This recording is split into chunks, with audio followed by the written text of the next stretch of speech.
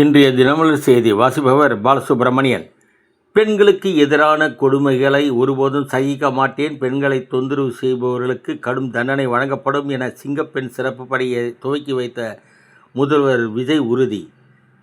மேலும் 354 கோடி ரூபாய் இதற்காக நிதி ஒதுக்கியுள்ளார். தமிழக பேரிடர் மேலாண்மை பணிக்கு மத்திய அரசு 1000 கோடி ரூபாய் ஒதுக்கீடு செய்துள்ளதாக அமைச்சர் செங்கோட்டையன் தகவல். மக்களை தேடி மருத்துவ பணியாளர்களுக்கு சம்பளம் வழங்க 5 கோடியே 1 லட்சம் ரூபாய் தமிழக அரசு விடுவித்துள்ளது.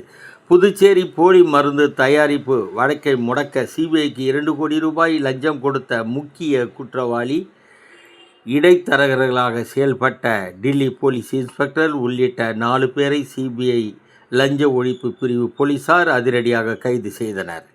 கோவையிலிருந்து கர்நாடக மாநிலம் பெங்களூர் சென்ற அரசு பஸ்ஸில் பவானி பைபாஸில் இருந்து பயணி ஒருவர் ஏறி ஓசூருக்கு டிக்கெட் எடுத்ததாகவும், கண்டக்டர் பவானி பைபாஸில் இருந்து துபாய்க்கு டிக்கெட் கொடுத்து 10,000 ரூபாய் வசூலித்ததாகவும் தகவல் பரவி வருகிறது. இதற்கு தருமபுரி மண்டல போக்குவரத்து கழக பொது மேலாளர் செல்வம் கூறுகையில், ஏஐ தொழில்நுட்பம் மூலம் டிக்கெட்டை மாற்றி உள்ளனர், அந்த டிக்கெட் போலியானது என்றார். இதில் யார் செய்த தவறு என்று கண்டுபிடிக்கவில்லையே. வணக்கம்.